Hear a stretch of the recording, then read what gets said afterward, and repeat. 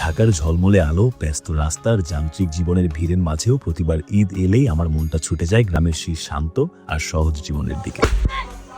আমি যখনই ঈদের ছুটিতে ঢাকা থেকে গ্রামে ফিরি, আমার এলাকার সকল সাঙ্গপাঙ্গরা যেন আগে থেকেই অপেক্ষা করে থাকে কবে আমরা আবার সবাই একসাথে হব, কবে শুরু হবে সেই পুরনো আনন্দগুলো। একসাথে নদীতে গোসল, মাঠে নেমে কাবাডি খেলা, এই ছোট ছোট মুহূর্তগুলোই আমাদের কাছে সবচেয়ে বড় আনন্দ। আর ধীরে ধীরে এই আনন্দগুলোই আমাদের গ্রামের নতুন এক ঐতিহ্যে পরিণত হচ্ছে। শুরুটা ছিল আমাদের কয়েকজনের, কিন্তু এখন এই আনন্দের ভাগ সবাইকেই দিতে হয়। শহরের ঝলমলে জীবনের চেয়ে গ্রামের সহজ সরল জীবনে আমি বেশি আনন্দ খুঁজে পাই। তবে এটাকে আনন্দ না বলে প্রশান্তি বললে সঠিক ব্যাখ্যা হবে। আমার গত বছরের ঈদের ভিডিও একদিনের গ্রাম এক ঝাঁক স্মৃতি, এই ভিডিওটিতে আপনাদের ব্যাপক আগ্রহ থেকে উৎসাহিত হয়ে সেই ভিডিওর পার্ট 2 বানাবো ভেবেছিলাম। আর সেই ভাবা থেকে আজকে আমার আরও একটি আনন্দে মাতিয়ে রাখা দিনের গল্প আপনাদের জন্য রেডি করেছি। তো হাতে কাজবাজ না থাকলে সময় নিয়ে বসে পড়েন।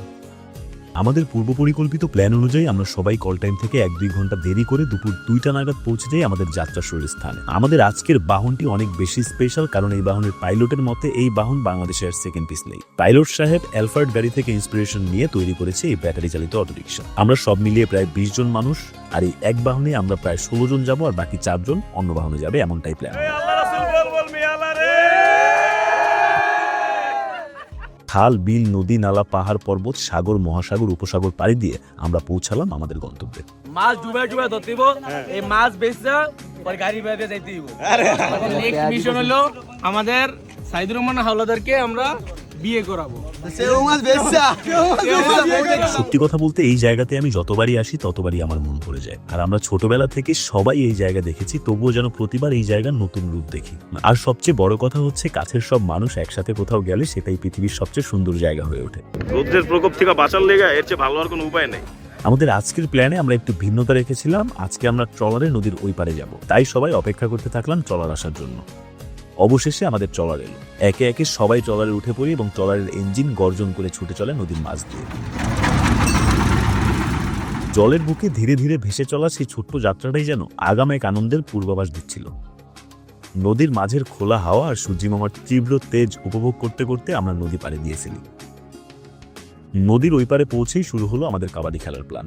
কাদামাখা সেই মাঠের দৌড়, ছোঁয়া আর পিছলে যাওয়ার হাসিতে চারপাশটা মুহূর্তেই ভরে উঠেছিল প্রাণচঞ্চল উত্তেজনায়। কাবাডি শুধু একটি খেলা নয়, এটা আমাদের গ্রামের শৈশব, এটা আমাদের শিখর, এটা আমাদের ঐতিহ্য।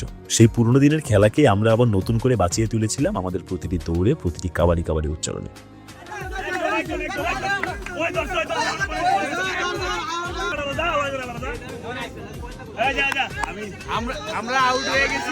খেলার মাঝে কারো পড়ে যাওয়া, কারো হেসে ওঠা, আর সবাই মিলে একে অন্যকে টেনে তোলা, এই ছোট ছোট মুহূর্তগুলোই হয়ে উঠেছিল দিনের সবচেয়ে বড় আনন্দ। তখন আমার মনে হচ্ছিল আমরা শুধু একটা খেলা খেলছি না, আমরা আমাদের ঐতিহ্যটাকে বাঁচিয়ে রাখছি একসাথে, একই মাঠে, একই হাসির ভেতর দিয়ে। কাবাডি খেলার শেষ হতে আমাদের ক্লান্ত শরীরগুলো যেন নিচ থেকেই ছুটে গেল নদীর দিকে। কাদামাখা শরীর আর হাত ধরা শ্বাস, এই সবকিছু ধুয়ে দিতে আমরা একসাথে নেমে পড়লাম নদীর স্নিগ্ধ জলের ভেতর। নদীর ঠান্ডা জল যেন এক মুহূর্তেই সব ক্লান্তি মুছে দিল। হাসি, চিৎকার আর পানির ছিটাই পুরো সময়টা হয়ে উঠলো আরো জীবন্ত, আরো আনন্দময়। কেউ সাঁতার কাটছে, কেউ আবার জাল ছাড়া হাত দিয়েই মাছ ধরার চেষ্টা করছে। আর সবচেয়ে মজার বিষয় হচ্ছে আমরা সবাই মাছ ধরতে পেরেছিলাম, আর নদীর স্নিগ্ধ জলে শরীরের সাথে মনেরও সব ক্লান্তিগুলো ধুয়ে ফেলেছিলাম। আমরা এখন আসি হচ্ছে চেউয়ার চর, এটা চেউয়ার চর বলা হয়। এটা হচ্ছে ঈশানবালা নদীর তীরে অবস্থিত। আমরা প্রত্যেকবার এখানে গোসল করতে আসি। এই জায়গার নাম খুব সুন্দর একটা নাম, এটা হচ্ছে চেউয়ার চর। চেউয়ার চর নাম কেউ কখনো শুনছেন? কিরে দেখছেন এই যে আমার হাতে একটা মাছ, সবার হাতে হাতে মাছ। এই যে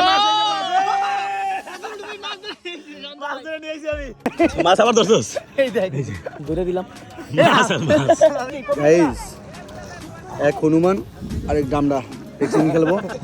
হনুমান আর ডামডা ওই ওইসে দেওয়ার ওইসে দেওয়ার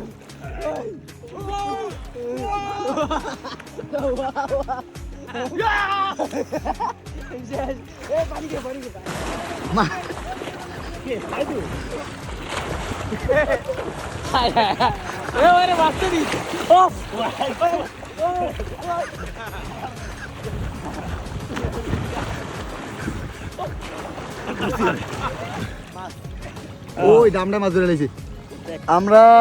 এই আমাদের এই টিমে যত চেওয়া মাছ ধরছি, এই চেওয়া নিতে মিনিমাম একটা শিপ লাগবে, শিপ শিপ লাগবো, আনলে পিক আপ লাগবে বড়, এই যে কাবার কাবার ব্যান আছে না, কাবার ওই যে আটটা চাক্কা থাকে যেগুলো, সেগুলো লাগবে। হেটা লাগলে আবার এই যে ঈশান মারাথন শুরু করে আরশিনগর পর্যন্ত সব গাছ কাটতে লাগানো লাগবো। হ্যাঁ, এখন কি একটা সমস্যায় পড়ছি। এখন গাছের টেন্ডারটা কেড়ে দেওয়া যায় এটা আগে কও। হ্যাঁ, গাছের টেন্ডার দিমু কারে?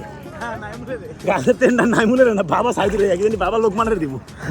গাছের টেন্ডারটা লোকমানের দেই, হ্যাঁ। চেও মাছগুলো না থাকুক। আপনারা চাইলে কিন্তু মনে করেন যে ঈশান মেলা এসে আমাদের ধরা চেও মাছগুলো দেখতে পারেন নয়ন ভাইয়ের দোকানে, ঠিক আছে?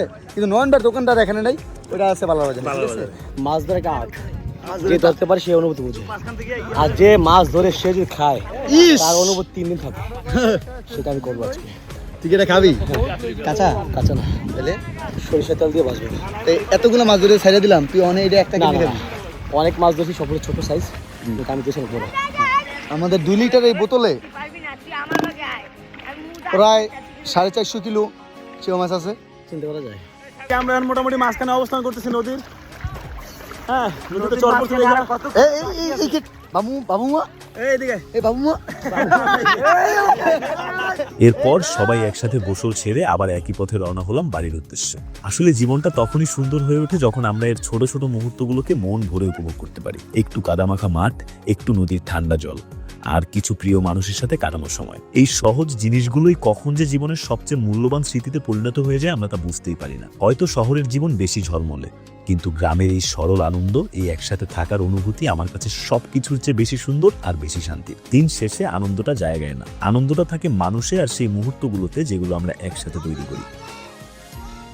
তো আজকের ভিডিও এই পর্যন্তই। ভিডিও ভালো লাগলে লাইক কমেন্টের পরিবর্তে বিকাশে টাকা পাঠিয়ে আমাকে উৎসাহিত করার অনুরোধ জানিয়ে আজকের মতো এখানেই বিদায় নিচ্ছি। সবাই ভালো থাকবেন, সুস্থ থাকবেন। আল্লাহ হাফেজ।